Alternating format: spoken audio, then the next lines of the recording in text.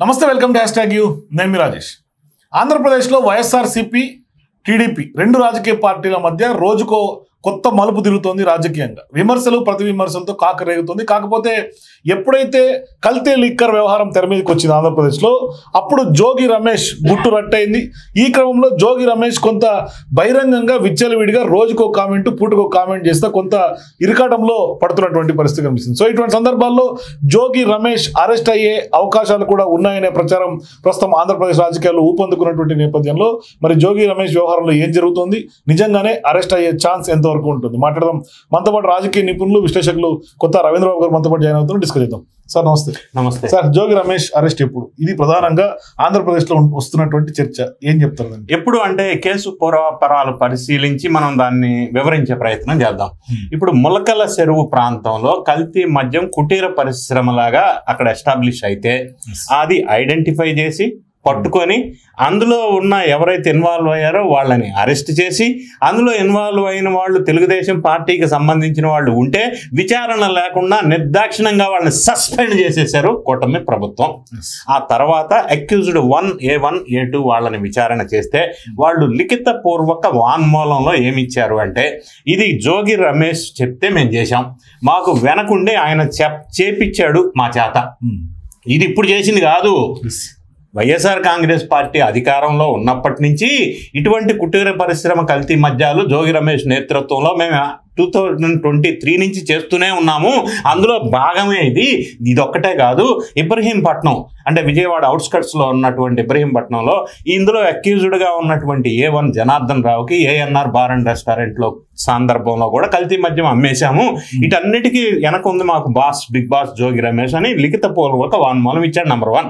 ఈ సందర్భంలో విషయం న్యూస్ బయటకు వచ్చినప్పుడు జోగి రమేష్ మాట్లాడింది ఏంటి? ఫస్ట్ అసలు ఆ జనార్దన్ రావు నాకు తెల్లలేదు, ఎవరైనా నాకేం తెలుసు అన్నాడు. తర్వాత Jogi Ramesh versus Janardhan Rao WhatsApp messages వెలుగులోకి వచ్చినాయి, ఇది ఫేక్ అన్నాడు. తర్వాత వీళ్ళిద్దరు కలిసి ఒక ఫంక్షన్ లో కూర్చున్న ఫోటోలు వెలుగులోకి వచ్చినాయి, ఇది కూడా మ్యానిపులేట్ చేశారు అన్నాడు. తర్వాత ఈ technical experts team Jogi Ramesh ఇంటికి జనార్దన్ రావు ఎప్పుడు వెళ్ళారు, ఎన్ని గంటలకు వెళ్ళారు, ఎన్నిసార్లు వెళ్ళాడు అనేది టెక్నికల్ డాక్యుమెంటరీ ఎవిడెన్సెస్ రెడీ పెట్టుకున్నారు. తర్వాత Jogi Ramesh phone calls track చేసి ఈయన వీళ్లతో ఎప్పుడు మాట్లాడాడు, ఏం మాట్లాడాడు. తర్వాత ఈ విషయం అంతా A1 గా ఉన్న జనార్దన్ రావు ఎప్పుడు రివీల్ చేశాడంటే, జోగి రమేష్ ఈయనకి ఫైనాన్షియల్ ప్రాబ్లమ్స్లో ఉన్నందుకు 3 కోట్లు ఇస్తానని చెప్పాడు. అది ఇవ్వకుండా ఎగదొబ్బాడు. కేసు బయటకు వచ్చినప్పుడు రక్షించే ప్రయత్నం చేయలేదు. అందుకే ఈయన ఆఫ్రికాలో ఉన్నటువంటి అక్యూజ్డ్ 1 జనార్దన్ రావు బ్యాక్ వచ్చేసి ఇవన్నీ రివీల్ చేసే పరిస్థితికి వచ్చేసింది.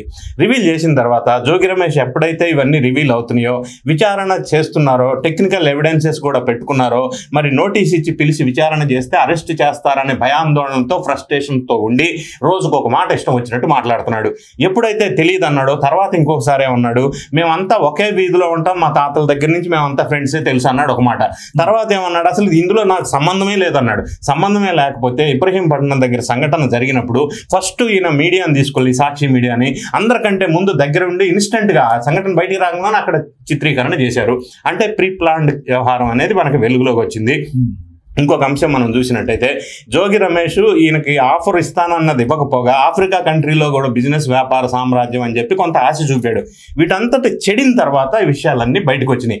ఇప్పుడు జోగి రమేష్ ఇంకో మాట మాట్లాడతాడు. ఏమంటాడంటే, తర్వాత మాకు తెలుసు అన్న తర్వాత నేను కనకదుర్గ టెంపుల్ విజయవాడకి వెళ్ళేసి ఏదో ఇక్కడ పెట్టుకొని కర్పూరం నేను ఇందులో ప్రమాణం చేస్తున్నాను, మరి చంద్రబాబు నాయుడు గారు, లోకేష్ గారు కూడా వచ్చి ఇక్కడ ప్రమాణం చేయాలంటాడు. ఈయన ఎవరండి చెప్పడానికి? ప్రమాణం చేస్తే ప్రమాణం ఎందుకు చేయాలండి? ఎలిగేషన్స్ వచ్చినాయి, ప్రజల్లో ప్రూవ్ చేసుకోవడానికి. నువ్వు ప్రజల్లో కాదు ప్రూవ్ చేసుకోవాల్సింది. ఎలిగేషన్స్ వచ్చినాయి, నీకు విచారణ పిలవలేదు, విచారణకు పిలిస్తే అక్కడ వెళ్ళి కడిగిన ముత్యం లాగా విచారణ ఎదుర్కొని బయటికి రావాలా?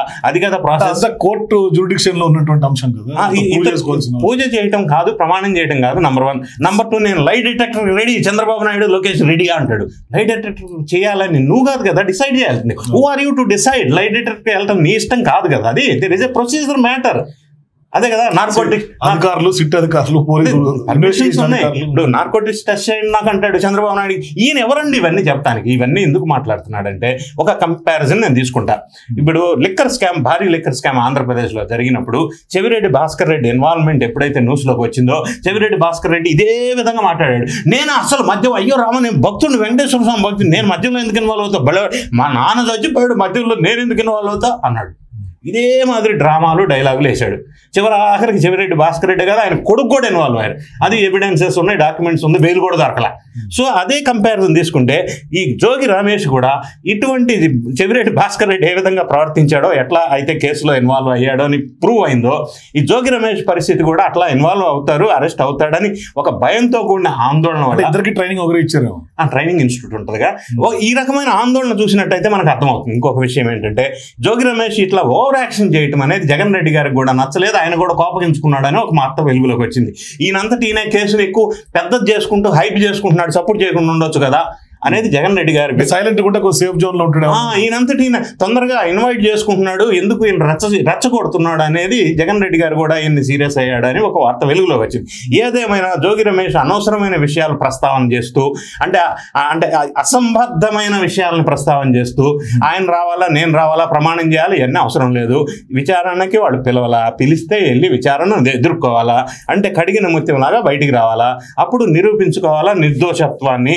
అంతే తప్ప ఈయన ఎందుకు తొందరపడి కంగారు పడి ఈ విధమైన రోజుకు ఒక మాటలు చెప్తున్నాడు, రోజుకు ఒక జోష్యం చెప్తున్నాడు, రోజుకు ఒక విధంగా కామెంట్ చేస్తున్నాడు అంటే ఈయన పాత్ర ఉందని ఆయనకు అర్థమైంది కాబట్టి ఎక్కువ ఆందోళన పడుతున్నాడు.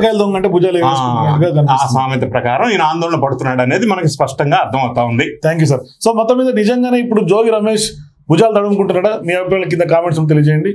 For more videos please watch #.